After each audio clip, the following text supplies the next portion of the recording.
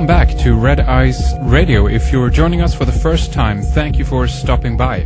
My name is Henrik Palmgren, and you can follow us on our website, redeyescreations.com. If you're a regular listener, you know that we talk a lot about human origins, ancient civilizations, and archaeology on this program. And I don't think there's any more controversial and upsetting work to the mainstream archaeological world than the work of Michael Cremo, who is the author of the monumental work Forbidden Archaeology, The Hidden History of the Human Race, that's written together with Richard L. Thompson. We did a program with Michael in 2007 on these subjects, and it's been a long time since we've gotten an update from him in regards to his research and work. He is currently working on a new book on the subject, and there's a new release, a compilation of articles called Forbidden Archaeologist, due out in November. His websites are RIR-M.Cremo-Human Devolution.com and ForbiddenArchaeology.com. Michael is also the author of Human Devolution, a title on the theory that we are devolving and not evolving. And this, to me, is an idea that seems more and more likely considering the direction we are currently heading in. So let's begin to talk with Michael about this concept of human devolution.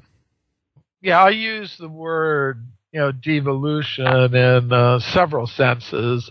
The main sense that I use it in the book, Human Devolution, a Vedic alternative to Darwin's theory, is that we don't evolve up from matter, as many scientists now believe. Rather, we devolve or come down from a level of pure consciousness. So that's one sense in which I use the word, devolution. We haven't come up from matter, but down from a level of pure consciousness or spirit, if you like that word.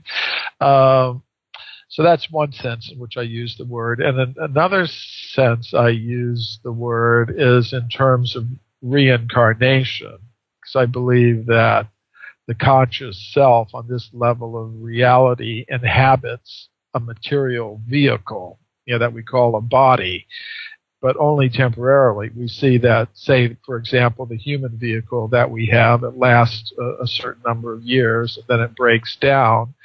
At that point, the conscious self would either go back to the level of pure consciousness where there is no need for any such vehicles, or if it hasn't gotten to that level yet, it will continue on in another vehicle, which may be a human vehicle, but if we haven't used the human vehicle properly, it could be another type of vehicle, an animal vehicle, for example. It's just like any vehicle. You require a license to operate it. For example, if you want to drive an automobile, you need an automobile license. If you want to fly an airplane, you need a pilot's license. If you want to be a ship's captain, you need a ship's captain's license.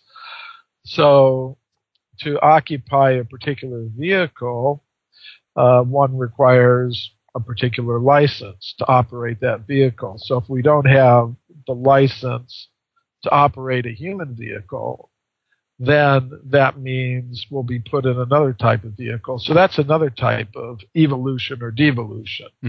One can make progress in the cycle of reincarnation, going to from lower forms of vehicles to higher forms of vehicles, or from lower forms of bodies to higher forms of bodies, or one can go back in the other direction, devolution. And in that sense, one can lose the right to occupy a human body and be placed in another kind of body that's more suited to the types of desires that the conscious self has. But who do you think is overseeing that process? I think there's a source for all conscious beings that's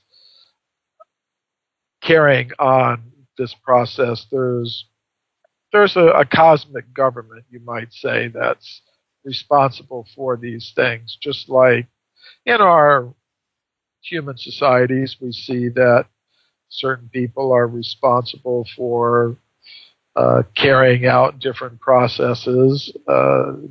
Same thing is going on in the whole cosmic hierarchy of beings of which we're a part. We're not alone in the universe. There are other beings in the universe. It's interesting that even mainstream scientists like Hawking, that famous astrophysicist, the one who's in the wheelchair, little suffering from a disabling disease, Stephen Hawking. He's recently said, yes, there's extraterrestrial life.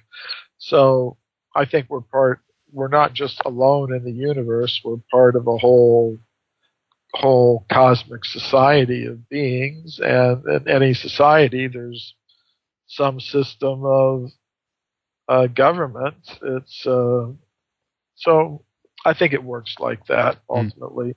So and then another sense I use the word devolution is in terms of the ongoing cycles of time.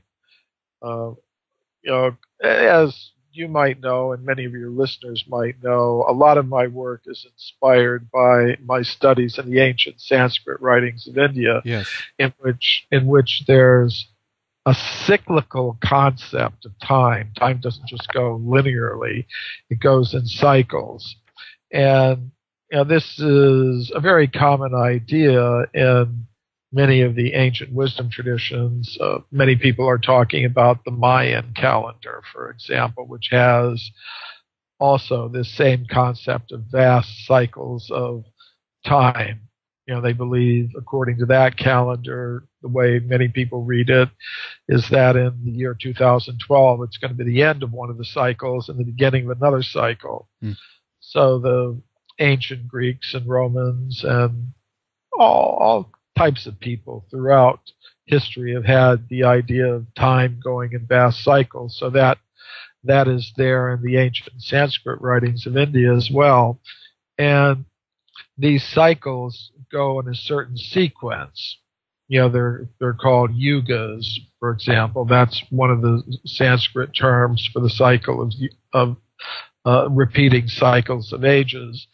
And there are basically 4 of them. They start out with a golden age in which everything on Earth is very environmentally perfect.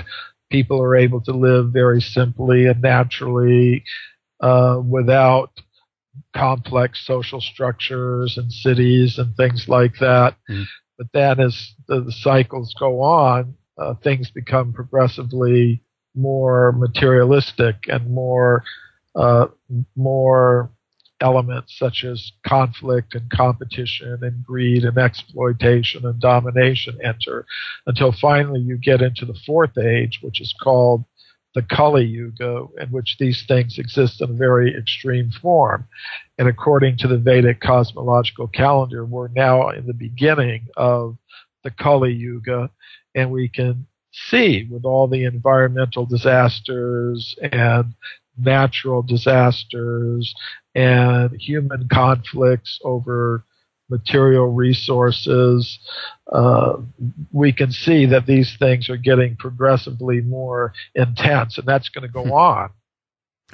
That's going to go on until the end of the Kali Yuga, when another golden age will start.